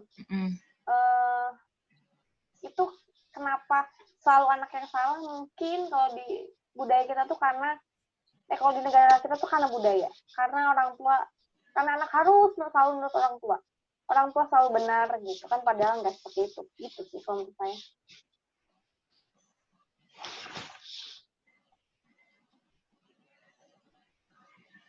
Gimana Fikri? Udah puas sama jawabannya? Gimana Kak Fikri?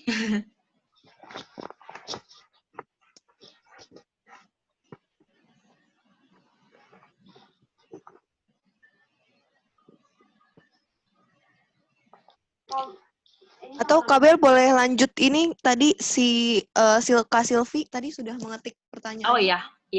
Oke. Hai Kak, saya Silvi Paradila dari Psikologi Universitas Muhammadiyah Kalimantan Timur. Saya mau sharing sekalian, ada pertanyaan nih. Akhir-akhir ini saya jadi lebih sering menghindar ngumpul sama orang tua saya. Kemarin orang tua saya ada ngomong yang jujur aja bikin saya tersinggung. Orang tua saya bilang kalau saya mirip gajah karena badan saya sekarang agak gemukan. Siapa sih Kak yang nggak kesinggung samain hewan? Padahal saya udah mulai punya pemikiran, apapun bentuk badan saya, I love myself. Yang penting aku bahagia. Tapi sekarang saya mulai insecure dan udah mulai malu buat ketemu teman-teman gara-gara omongan orang tua saya. Mohon pendapatnya apa yang harus saya lakukan. Terima kasih. Oke. Body shaming ya, ini orang. Iya, ini body shaming, ada labeling juga. Iya, oke. Dari orang tua sendiri. Nah, mungkin kan ya gimana ya? memang untuk budaya kita tuh body shaming itu masih Kental orang ya. masih kental, dan orang tuh kadang nggak sadar melakukan itu gitu. Kalau misalnya memang Sylvie nggak suka dibilang seperti itu, bilang aja sama orang tuanya gitu. Kok mama sama papa bilang saya kayak gajah sih gitu. Kalau saya gajah berarti orang tersebut juga gajah gitu aja ngomong gitu.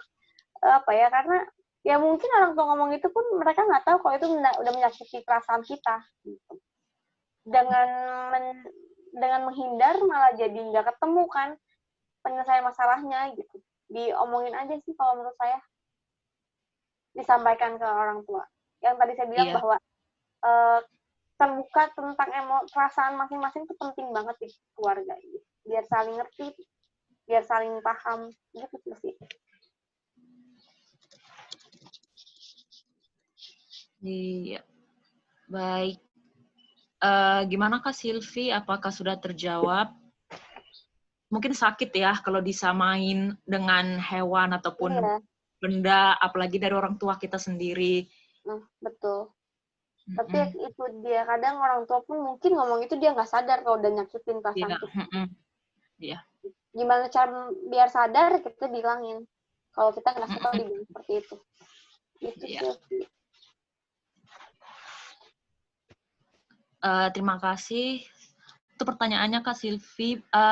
Kita buka untuk 2 pertanyaan lagi. Yang ingin bertanya bisa langsung raise hand aja ya.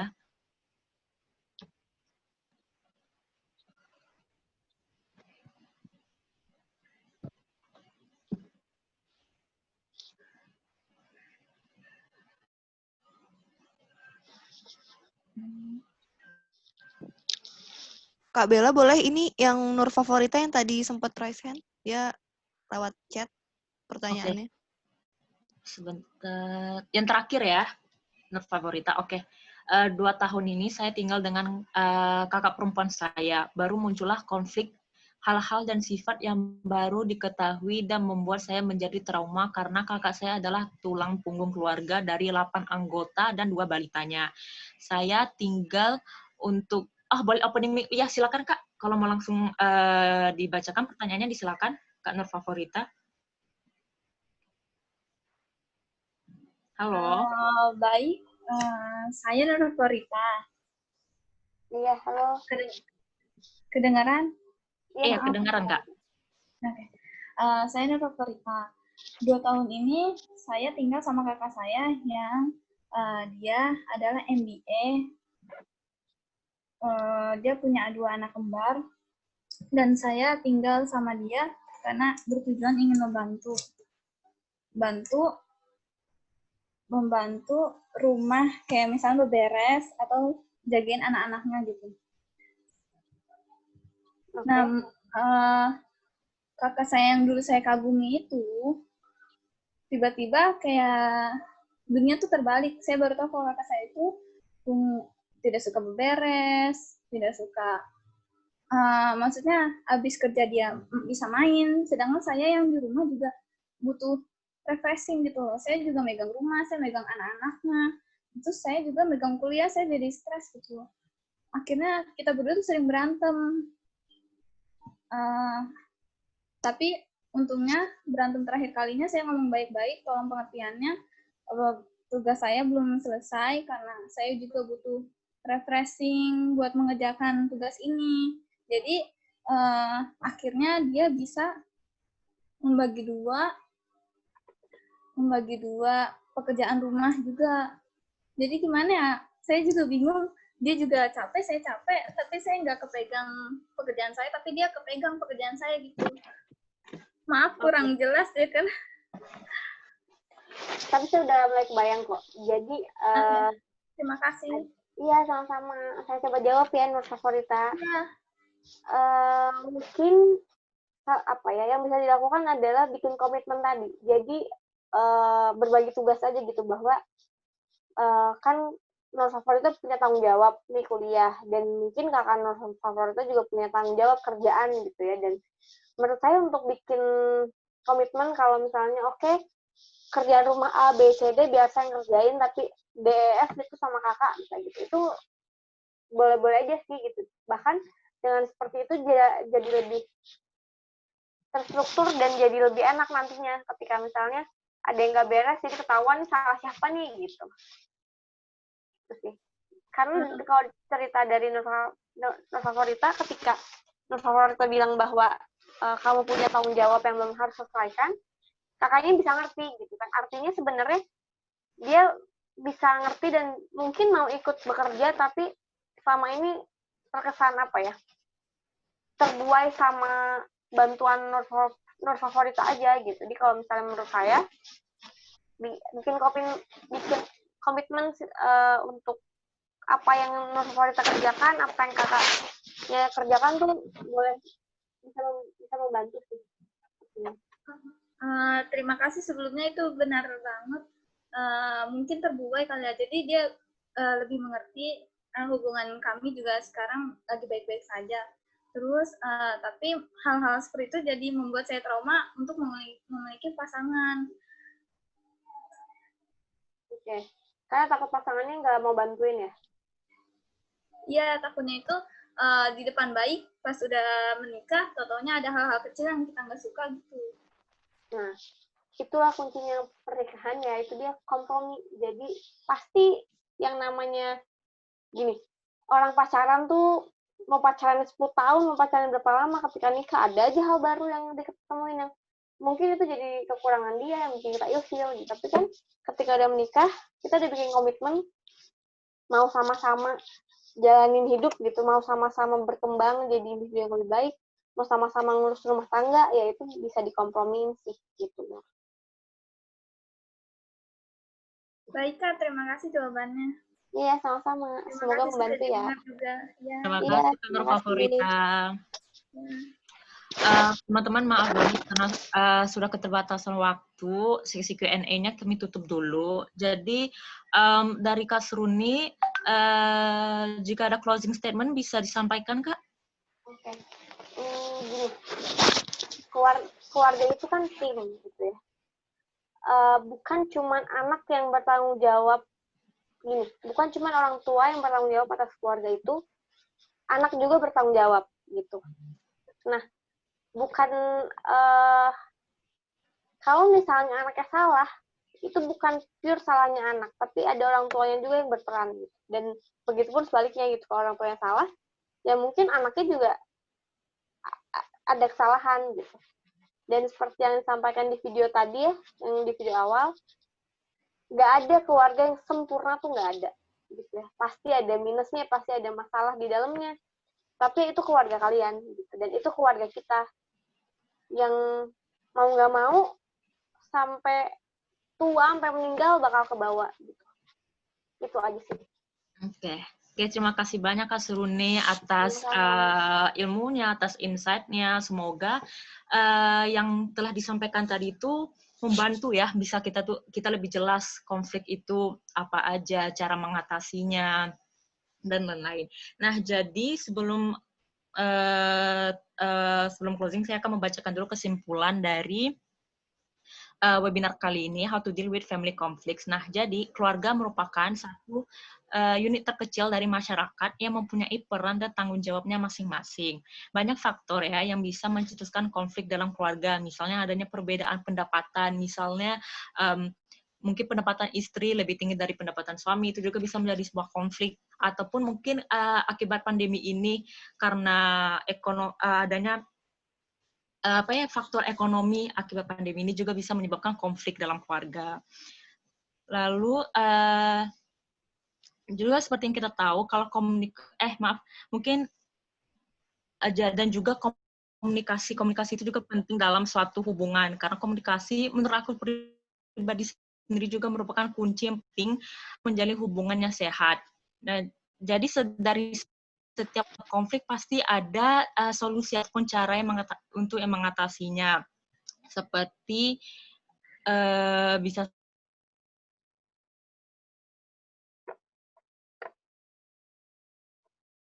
sayang kita kepada anggota keluarga mungkin nggak selalu bilang, aku sayang mama, aku sayang papa, mungkin bisa pemberian reward mungkin, atau mungkin hanya spend time waktu bersama dengan mereka juga. Dan jadi dengan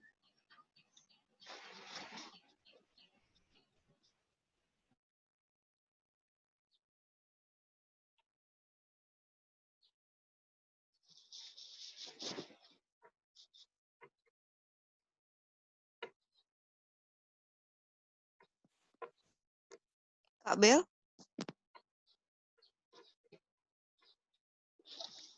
Apakah ada terjadi gangguan jaringan, Kak Bel?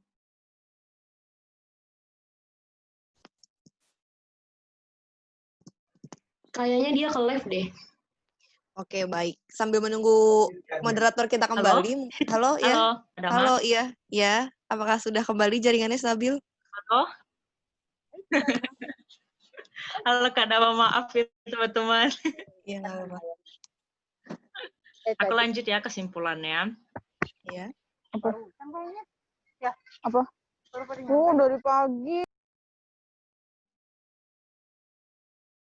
Nah, jadi dari setiap konflik aku, Anggi, dan juga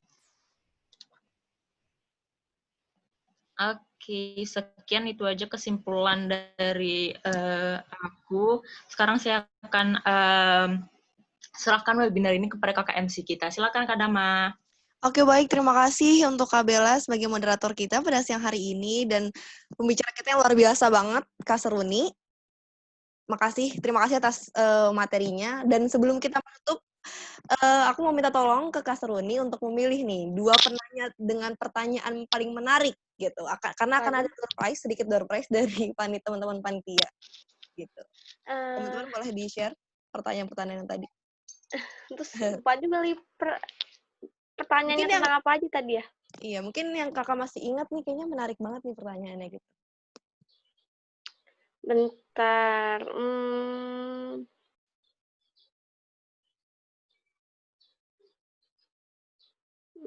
Siapa ya? Yang tadi Kak April ya pertama itu. Nah ini. Oke, yang pertama Kak April. Iya. Aprilia Rwanda, satu lagi siapa ya?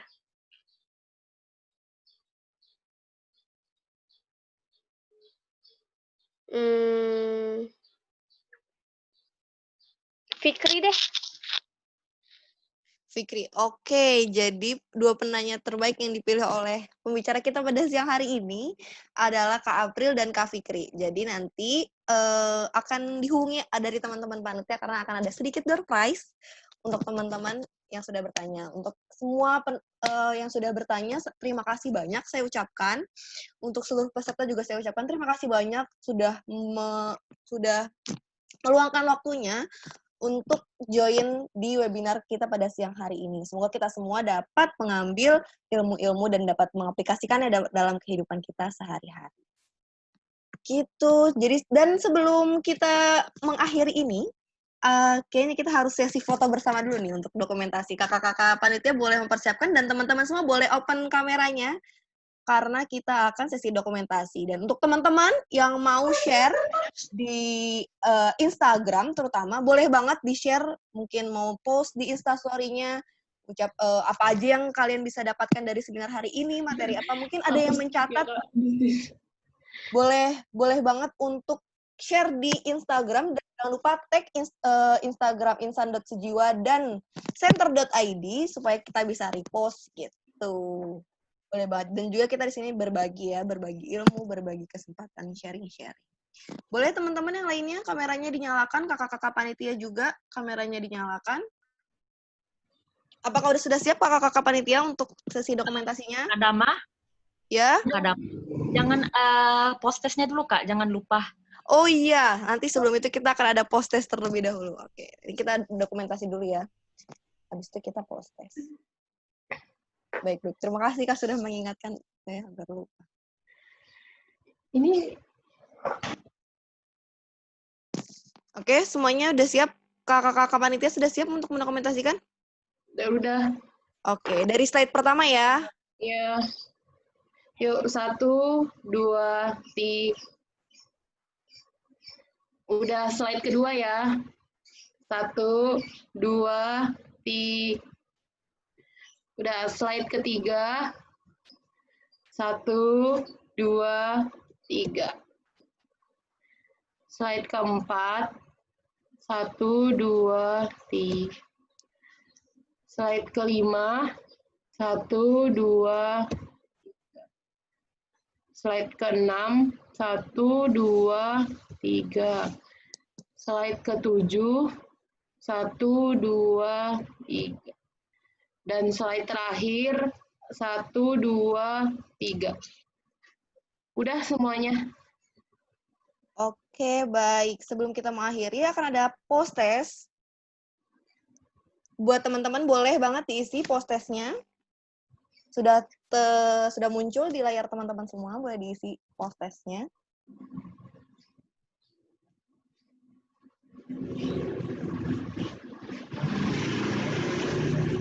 Oh, banyak banget yang isi. Iya semua.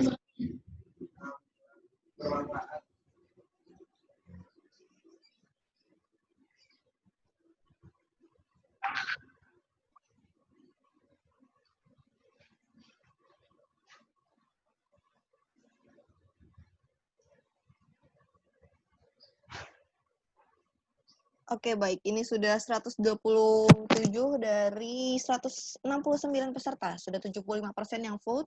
Masih kita tunggu untuk teman-teman yang belum vote, harap voting. 3 pertanyaan. Boleh yang lain. Sekali lagi buat teman-teman yang ingin nge-post di Instagram, boleh banget. Dan jangan lupa tag akun Instagram kita di Insan Sejiwa dan juga center.id supaya kita bisa repost dan kita bisa saling berbagi di situ. Mungkin yang mau follow, yang butuh psikolog, butuh ke psikolog untuk sharing tentang perasaannya dirinya atau merasa dirinya ada sesuatu yang harus diselesaikan, butuh bantuan psikolog, boleh banget DM Instagram center.id karena mereka adalah biro psikologi yang membuka sesi konseling dan juga tes psikotes gitu sekali lagi teman-teman. Dan juga dalam waktu dekat ini center.id yang merupakan sebuah biro psikologi akan mengadakan sebuah webinar yang seperti tadi di awal sudah saya sampaikan dan dari perwakilan center.id juga sudah sampaikan bahwa akan ada webinar pada tanggal 23 Agustus. Jadi buat teman-teman yang mungkin tertarik dengan webinar tersebut, bisa langsung hubungi di Instagramnya center.id. Nah, nih, dengan judul Children and Teens Resilience, menyiapkan anak dan remaja yang tangguh menghadapi tantangan masa depan. Atau boleh di-share, teman-teman, misalnya, mungkin ada nih kakak aku yang baru punya anak, kayaknya butuh boleh di-share ke keluarganya, teman-temannya, saudara-saudaranya gitu. Jadi kita sama-sama saling sharing tentang kebaikan. Gitu, teman-teman. Sekali lagi terima kasih banyak untuk pembicara kita, Kak Seru nih, untuk moderator kita, dan teman-teman peserta semua yang sudah mendaftar. Jangan lupa nanti, jangan keluar dulu dari grup WhatsApp, grup yang sudah disediakan, karena akan ada link absensi dan juga kritik saran, serta untuk e-sertifikat yang akan dibagikan. Jadi mohon untuk mengisi dengan nama yang lengkap dan tepat untuk e-sertifikat yang nanti akan dibagikan. Gitu teman-teman. Terima kasih untuk waktunya teman-teman semua. Selamat siang. Udah menjelang sore. Jangan lupa yang mau post di Instagram, tag ke Insta Sejiwa dan juga center.id. Dan jangan lupa di-follow ya teman-teman semua karena banyak banget ilmu-ilmu atau konten-konten menarik yang akan ditampilkan di sana gitu. Buat teman-teman yang mau live boleh dipersilahkan. Terima kasih teman-teman semua. Selamat siang. Terima kasih semuanya. Terima kasih semuanya. Terima kasih teman-teman semua. Terima kasih. Wow, langsung menurun drastis. Jangan lupa diisi link yang sudah dibagikan di grup WhatsApp. Dan jangan keluar terlebih dahulu karena sertifikat insya Allah akan dibagikan H+7 setelah acara webinar berlangsung. Gitu teman-teman. Terima kasih semuanya. Selamat siang. Terima kasih. Sukses selalu. Semoga kita Siang, bahagia. Kak. Terima kasih, Kakak Ersi. Terima kasih Kakak Daud. Makasih Kak Suruni. Makasih, Kak Saruni. Makasih Kak Suruni.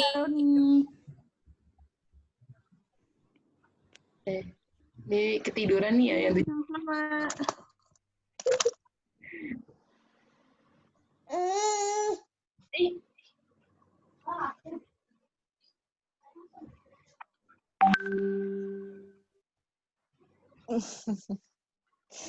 Terima kasih teman-teman semua. Selamat siang. Selamat. Terima kasih Kakak Dama Dwita yang terlalu keren. Ih, gila. Semangat Dama. Gue nggak di mute apa? Nggak apa-apa, nggak apa-apa. Terima kasih.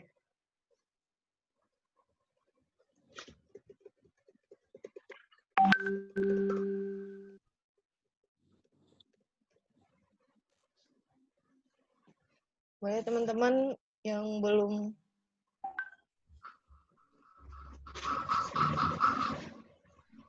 kakak-kakak panitia boleh di live-live-in mungkin? Oke, boleh. Masih rame. Karena masih ya Nunggu pembicaraan kedua ya.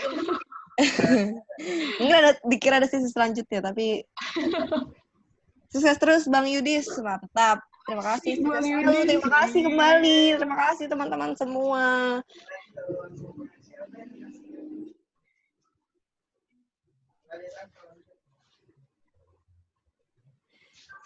Boleh teman-teman. Iya boleh. Terima kasih semuanya. See you. Terima kasih Aul. Terima kasih. Jangan lupa post di Instagram kalian. Kalian juga post dong panitia. Center.id Udah dan dong, Insan Sejiwa. Jangan lupa ya, masih banyak kalian yang akan kita bawa. Jangan lupa resiliensi anak. Ya, selesai anak tanggal 23 ya. Semangat Center ID. Yuk, 14 lagi yuk di live-live-in yuk. Boleh. Betah banget. Mau ikut seminar. Tinggal 2 kok. Oke, sudah. Thank you guys. Alhamdulillah ya Allah, gue mau menangis. Ini gue stop record dulu ya. Oke. Si dia. Hah? Minta screenshotan ini dong foto bersama IG. Oke.